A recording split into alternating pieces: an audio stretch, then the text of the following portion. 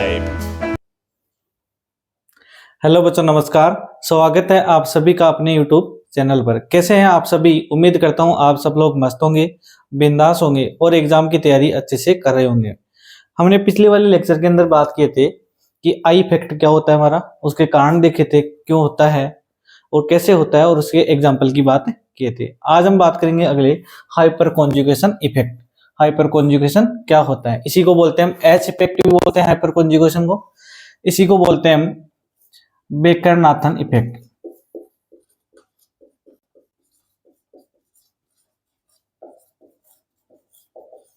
Baker Nathan effect इसलिए बोलते हैं क्योंकि इसमें इसकी खोज है एच इफेक्ट की, वह बेकर नाथन ने की थी। इसी को बोलते हैं नो बॉन्ड रेजोनेंस।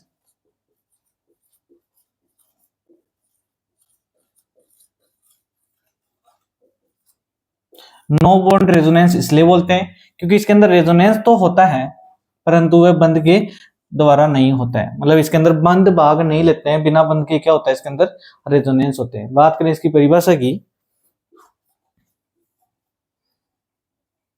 आपका हाइपर कॉन्जुगेशन है ये एक प्रकार का अनुनाद है।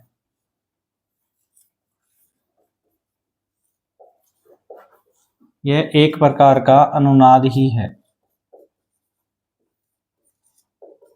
हाइपर कॉन्जुगेशन है मेन ये सिग्मा कक्षक है, आपके सिग्मा बंद व पाई पी कक्षक है, और सिग्मा कक्षक है या सिग्मा बंद बोल सकते हैं और पाई बंद के मध्य होता है। हम बोल सकते हैं यह सिग्मा बंद व पी कक्षक या सिग्मा बंद व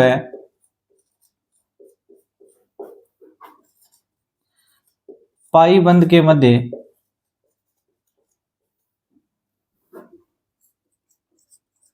संपन्न होता है।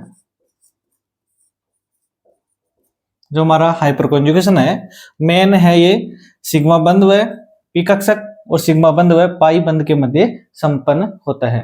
बात करें इनकी तीव्रता की, तो तीव्रता है उसकी सिग्मा बंद के अंदर या पाई पी कक्षक के अंदर इनकी बदलती रहती है। तो बात करें ये मेन है आपका एल्किन के अंदर संपन्न होता है। आपका एच इफेक्ट है मेन आपका एल्किन के अंदर संपन्न होता है। इसी को हम बोलते हैं हम बंध रहित अनुनाद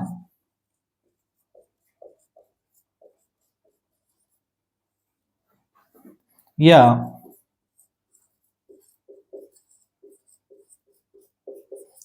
बेकर नाथन प्रभाव। इसे क्या बोलते हैं? बंध रहित अनुनाद भी बोलते हैं या इसे क्या बोलते हैं? बेकर नाथन प्रभाव। बात करिए होता कैसे है, और उसको हम समझते हैं।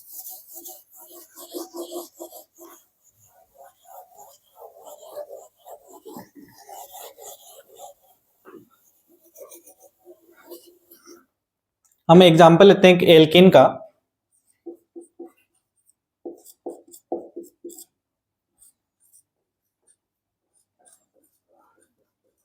हमारी एक सिंपल एल्किन होगी,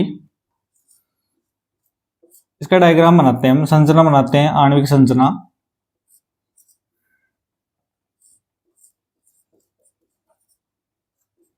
इस कार्बन के संकरण की बात करें तो इसका संकरण होता है आपका sp2। इस कार्बन के संकरण की बात करें हम, इसका होता है आपका sp3। यहाँ पे इलेक्ट्रोनेगेटिव की बात करें, इस बॉन्ड की En है वो इस बॉन्ड की तुलना में इसकी En क्या होती है? थोड़ी ज्यादा होती है। थोड़ी ज्यादा होने के कारण इस बॉन्ड के इलेक्ट्रॉन ये क्या करेगा? अपनी ओर आकर्षित करेगा। आकर्षित करने की वजह से ये वाला हाइड्रोजन है वो कैसा हो जाता है? आपका अम्लीय हो जाता है, एसिडिक। और जो हाइड्रोजन एसिडिक होते हैं इसी को बोलते हैं एल्फा हाइड्रोजन। तो ध्यान रखना आपका एच इफेक्ट आपका वही संपन्न होगा जहां पे क्या पाए जाते हैं? आपके अम्लीय हाइड्रोजन पाए जाते हैं, या बोल सकते हैं हम एल्फा हाइड्रोजन पाए जाते हैं। जहां पे एल्फा हाइड्रोजन होगा वहीं पे आपका हाइपर कॉन्जुगेशन लगेगा, वरना वहां पे हाइपर कॉन्जुगेशन नहीं लगेगा। बात करें बनता कैसे है, तो यहाँ पे ये इलेक्ट्रॉन जाएंगे, तो इस इलेक्ट्रॉन इस कार्बन के ऊपर भी क्या जाएगा, अब इलेक्ट्रॉन की कमी आ जाएगी, तो अपना बॉन्ड यहाँ से क्या करेगा, अब एक ब्रेक करेगा। तो ब्रेक करने के कारण यहाँ पे H, यहाँ पे H, और यहाँ पे आ जाएगा ब्रेक करने के कारण कार्बन और हाइड्रोजन में ज्यादा ईएन होती है कार्बन की, तो बंद के इलेक्ट्रॉन ये ले लेगा, इसके ऊपर नेगेटिव हो जाएगा, हाइड्रोजन के ऊपर यहाँ पे पॉजिटिव रहेगा। यहाँ पे C डबल बॉन्ड CH2। अब देखो यहाँ पे इसके ऊपर नेगेटिव आ गया, मतलब इसके अंदर अब क्या हो जाएगा, यहाँ पे कॉन्जुगेशन होगा, कॉन्जुगेशन होने की वजह से ये नेगेटिव वाला है अपने इलेक्ट्रॉन इस कार्बन को देगा, ये कार्बन से इलेक्ट्रॉन यहाँ पे शिफ्ट हो जाएंगे, यहाँ पे बन जाएगा आपका CH H CH, यहाँ पे बन जाएगा, यहाँ पे इलेक्ट्रॉन शिफ्ट हुए हैं तो यहाँ पे डबल बॉन्ड बन जाएगा, यहाँ पे सिंगल आपका CH2 नेगेटिव, और इधर हमारा H प्लस पड़ा, वापस ये जुड़ जाएगा इसके साथ, वो बन जाएगा आपका CH डबल बॉन्ड CH3। इस प्रकार से इलेक्ट्रॉन का एक जगह से दूसरी जगह क्या हो गया, विस्थापन हो गया। इसी प्रभाव को क्या बोलते हैं हम, हाइपर कॉन्जुगेशन। आगे बात करते हैं कि ये बंध रहित क्यों है, तो बंध रहित इसलिए बोल रहे हैं क्योंकि इसके अंदर जब कॉन्जुगेशन हुआ है तो यहाँ पे बॉन्ड ब्रेक हुआ है, वो बॉन्ड ब्रेक होने के बाद में यहाँ से वापस बॉन्ड ब्रेक हो, वापस यहाँ पे क्या हो गया, बॉन्ड आपका जुड़ गया। तो ये किसी बिना बंध के ही इलेक्ट्रॉन क्या जा रहे हैं एक जगह से दूसरी जगह, यहाँ पे क्या हो गया, विस्थापन हो गया, इनका इलेक्ट्रॉनों का क्या हो गया, यहाँ पे विस्थापन हो गया, इसलिए इसको क्या बोल रहे हैं, बंध रहित अति संयुग्मन प्रभाव या बंध रहित अनुनाद। आगे बात करें इसके महत्वपूर्ण तथ्य की, क्या क्या है इसके महत्वपूर्ण विशेषताएं।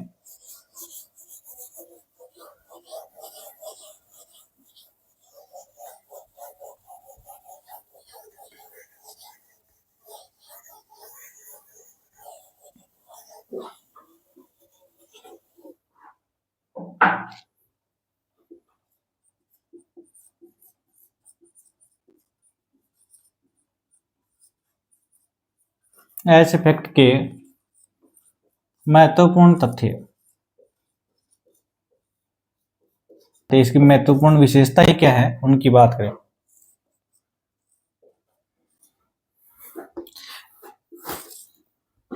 पहली विशेषता यह है कि यह एक प्रकार का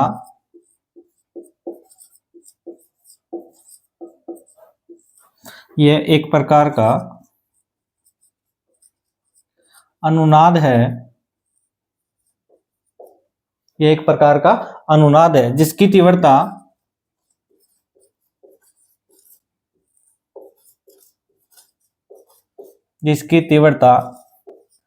कम होती है।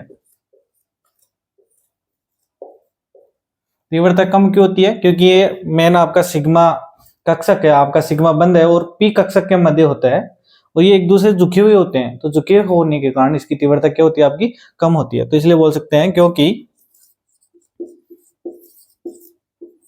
यह समतलीय व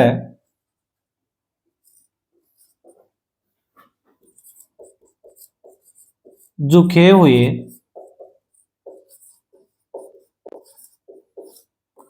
कक्षकों के मध्य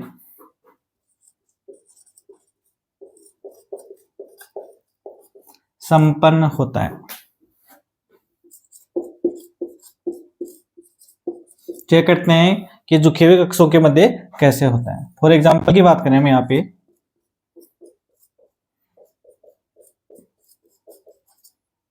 हाइड्रोजन हमारा, यहाँ पे हाइड्रोजन, इस कार्बन की बात करें यह आपका sp3 है, इस कार्बन की बात करें यहाँ पे आपका sp2 है, इस कार्बन की बात करें यहाँ पे 3 बॉन्ड है टोटल, ये आपका 2 यहाँ पे बॉन्ड है, ये वाला आपका पाई बॉन्ड है, ये आपका सिग्मा बॉन्ड है, एक हाइड्रोजन के साथ आपका क्या है, सिग्मा बॉन्ड है। तो यहाँ पे टोटल आपके sp2 संकर्ण है, इसलिए एक तो कक्षक आपका s का हो गया, 2 आपके p के हो गए, एक तो हाइड्रोजन के पास का है p, एक यहाँ पे है p कक्षक, एक कक्षक यहाँ पे आपका p का क्या है, खाली है।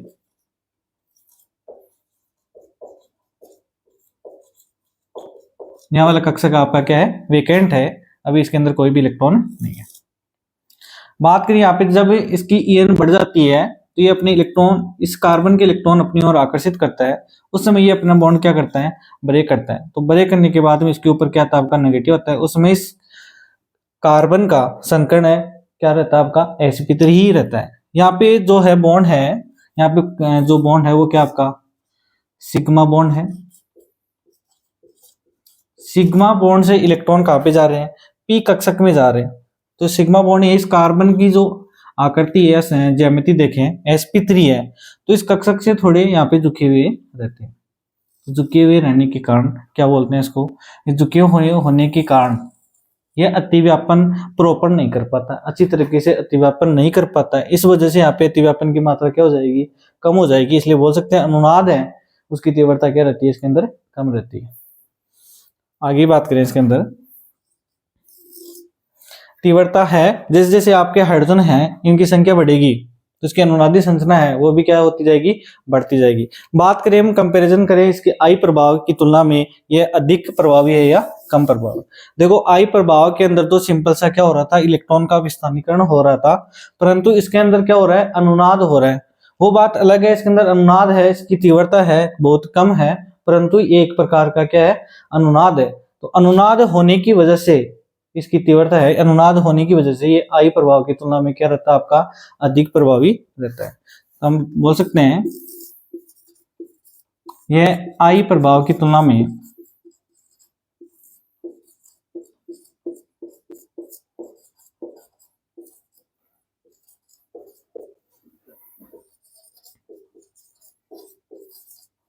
अधिक प्रभावी होता है।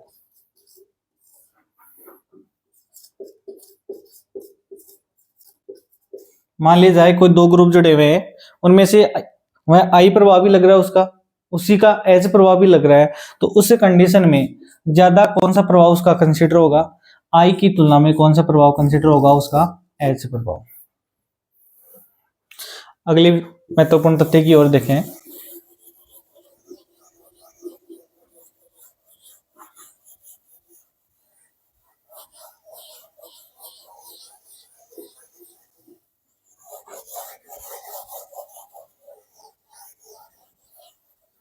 आगे हम अगले तथ्य की बात करें, आपका एच इफेक्ट है उसी यौगिक में लगेगा जिसमें आपका क्या हो, एल्फा हाइड्रोजन प्रेजेंट हो। एच इफेक्ट उसी यौगिक में लगता है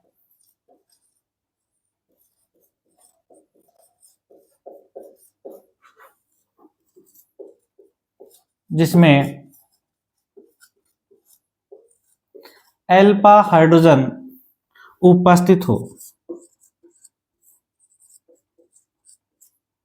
जिसके अंदर एल्फा हाइड्रोजन उपस्थित नहीं होंगे वहां पे हमारा एच प्रभाव है वो नहीं लगेगा। तो ध्यान में रखना आपको, एच प्रभाव वहीं पे लगाना है जिसके अंदर क्या हुआ, आपके एल्फा हाइड्रोजन उपस्थित हो।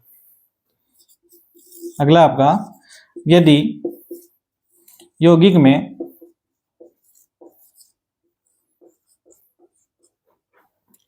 एल्फा हाइड्रोजन की जगह, यदि यौगिक में एल्फा हाइड्रोजन की जगह कोई इलेक्ट्रॉन आकर्षी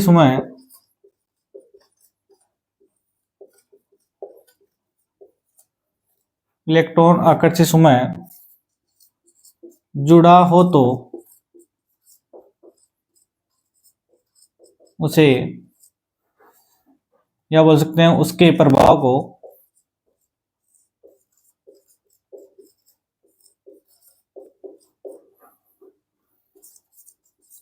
व्युत्क्रम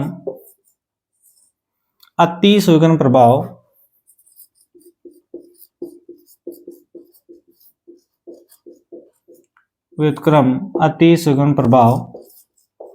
या माइनस एच प्रभाव कहते हैं। ध्यान में रखना आपको, यदि एल्फा हाइड्रोजन नहीं हो, उस एल्फा हाइड्रोजन की जगह कोई इलेक्ट्रॉन आकर्षी समूह जुड़ जाए, क्या जुड़ जाए, हमारा कोई इलेक्ट्रॉन आकर्षी समूह जुड़ जाए, तो उसके इस प्रभाव को क्या बोलेंगे, व्युत्क्रम अति संयुग्मन प्रभाव, या उसको क्या बोल देंगे, माइनस एच प्रभाव। अगली विशेषता के बारे में देखें, यदि यौगिक में एल्फा हाइड्रोजन व इलेक्ट्रॉन आकर्षित समय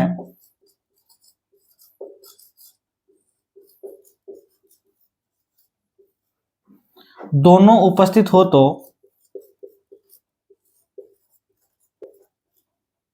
आपके दोनों उपस्थित हो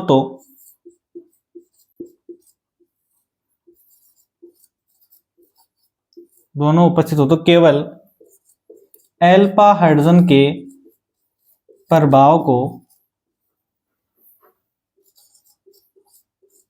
कंसीडर करते हैं। जो अल्फा हाइड्रोजन का प्रभाव है उसी को हम मानते हैं। आपका इलेक्ट्रॉन आकर्षित हुआ है, ये क्या प्रभाव लगेगा, इसको हम क्या करेंगे, हम इग्नोर कर देंगे। सिर्फ और सिर्फ किसके प्रभाव को पढ़ेंगे, हम अल्फा हाइड्रोजन के प्रभाव को ही पढ़ेंगे। आपका हाइपर कॉन्जुगेशन है, ये मेन काम में आता है आपका कार्बोकेटाइन है और कार्बन फ्री रेडिकल है, उनकी स्टेबिलिटी के बारे में बताता है।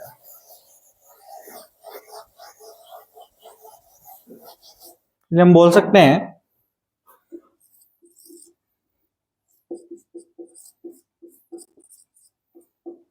एच इफेक्ट आपका है मुख्यतः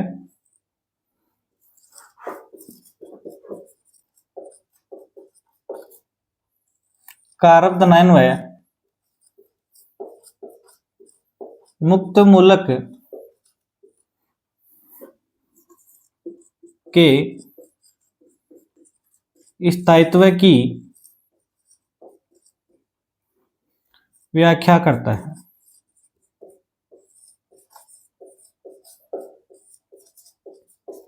इसके द्वारा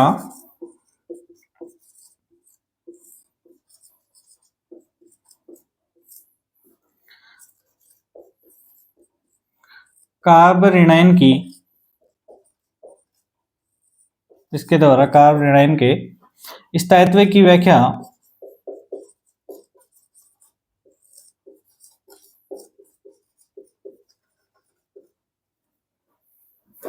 नहीं की जा सकती।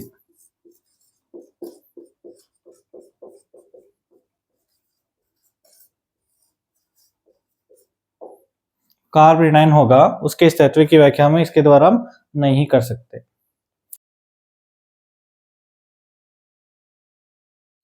हम बात करें आगे अतिसंयुग्मी संरचनाओं की।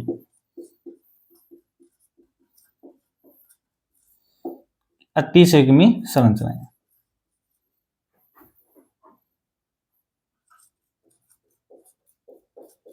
हाइपर कॉन्जुगेशन इफेक्ट लगेगा तब आपकी अतिसंयुग्मी संरचनाएं कितनी बनेंगी, कैसे देखें इनको।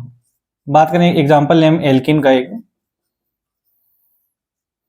यहाँ पे हमने 3 हाइड्रोजन ले लिए, इसको नंबरिंग कर दिया, इसको 1 बोल दिया, इसका 2, इसको 3।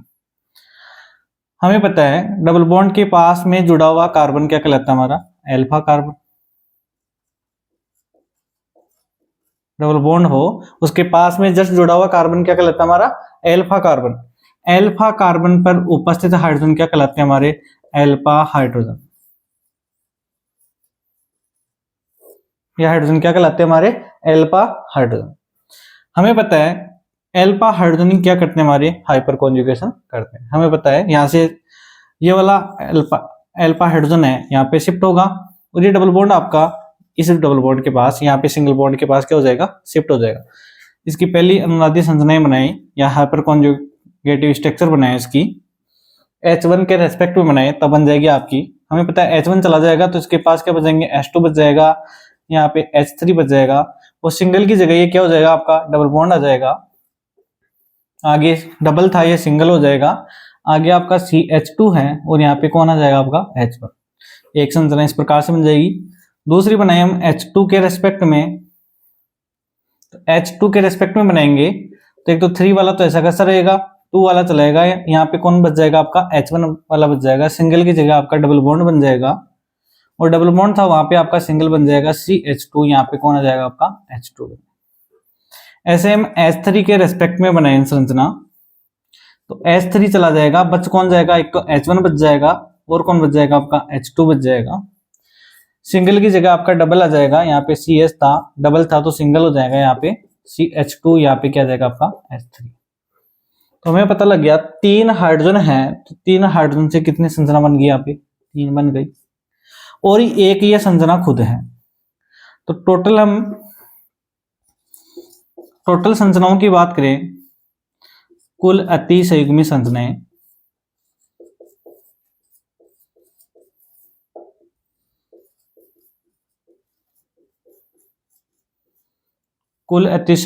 कैसे निकाल सकते हैं हम? कि जितने हमारे एल्फा हाइड्रोजन होंगे, नंबर ऑफ एल्फा हाइड्रोजन, जितने हमारे एल्फा हाइड्रोजन होंगे उनकी संख्या +1, उनसे एक ज्यादा उनकी अनुनादी संरचना बन जाएगी। जैसे फॉर एग्जांपल बात करें यहाँ पे कि हमारे 3 एल्फा हाइड्रोजन थे, उसकी संरचना कितनी बनी है? 4 बनी है। एक ये रही, 2 नंबर वाली ये रही, 3 नंबर वाली ये रही, और चौथी आपकी ये रही। तो आपको ये समझ में आ गया होगा अतिसंयुग्मी संरचनाएं कैसे निकालते हैं, उनकी काउंटिंग कैसे करते हैं।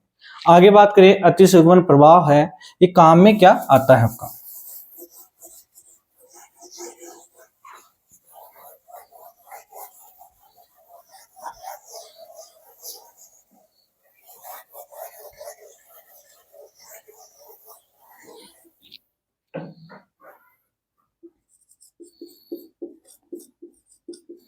अतिसंयुग्मन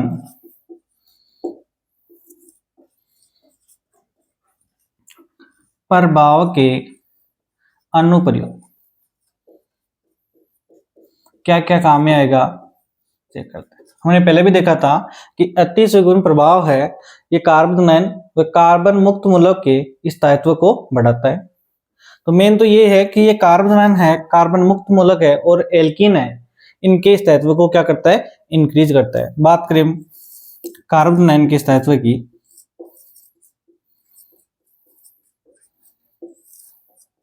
एग्जाम्पल लेते हैं हम। फॉर एग्जाम्पल हमने एग्जाम्पल ले लिया यहाँ पे CH2 + CH3। चेक करते हैं इसका स्टेबिलिटी है वो कैसे बढ़ती है या नहीं बढ़ती है। संरचना बनाते हैं इसकी, यहाँ पे हाइड्रोजन है, यहाँ पे हाइड्रोजन है, इसके ऊपर प्लस आ गया हमारा, यहाँ पे हाइड्रोजन हमारा, यहाँ पे हाइड्रोजन है, यहाँ पे हाइड्रोजन। हमें पता है इस कार्बन के ऊपर क्या प्लस है, यानी इसके पास क्या है? इलेक्ट्रॉन की कमी है। इलेक्ट्रॉन की कमी है तो क्या करेगा? ये इलेक्ट्रॉन को अपनी ओर आकर्षित करेगा। ये वाला है, ये कैसा समूह है हमारा? इलेक्ट्रॉन आकर्षी समूह है।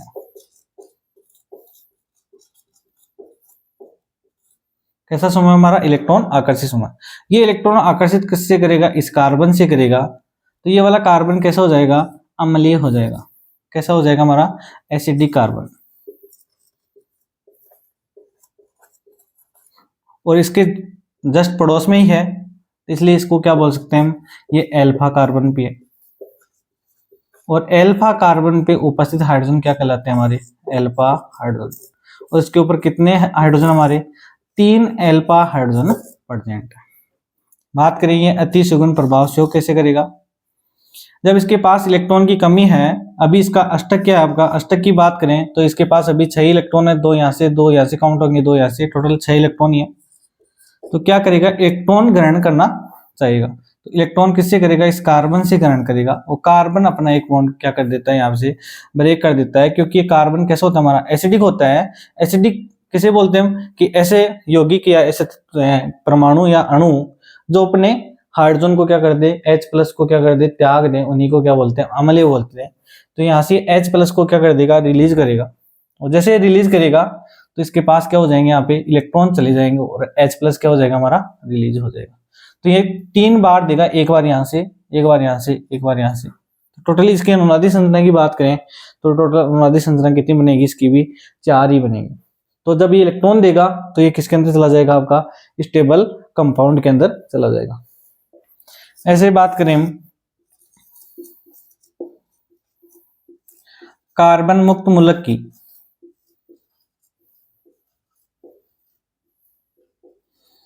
सिंपल सा मैं एक कार्बन मुक्त मूलक का कंपाउंड लेते हैं, CH2 रेडिकल CH3। हम देख रहे हैं यहाँ पे इसका संकरण है, ये क्या होगा? हमारा sp2। इसका संकरण क्या होगा? sp3। इसके पास टोटल 7 इलेक्ट्रॉन है।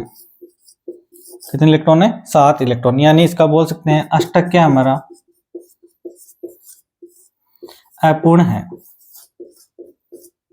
अष्टक क्या हमारा अपूर्ण। अष्टक अपूर्ण होने के कारण ये भी क्या करता है, इस कार्बन से क्या करता है, इलेक्ट्रॉन ग्रहण करता है। हमें पता है जस्ट पास में है, इसलिए क्या बोल सकते हैं, इसको अल्फा कार्बन बोल सकते हैं। इसके ऊपर उपस्थित हाइड्रोजन को क्या बोल सकते हैं हम, अल्फा हाइड्रोजन। तो अल्फा हाइड्रोजन उपस्थित होने की वजह से ये भी क्या करेगा, यहाँ पे हाइपर कॉन्जुगेशन इफेक्ट शो करेगा और अपने इलेक्ट्रॉन इसको डोनेट करेगा। जब इसको इलेक्ट्रॉन मिलेंगे तो ये क्या हो जाएगा, आपका स्टेबल हो जाएगा। आज के लिए इतना ही। ऐसे ही आगे वीडियो प्राप्त करने के लिए हमारे YouTube चैनल को सब्सक्राइब करें। Thank you.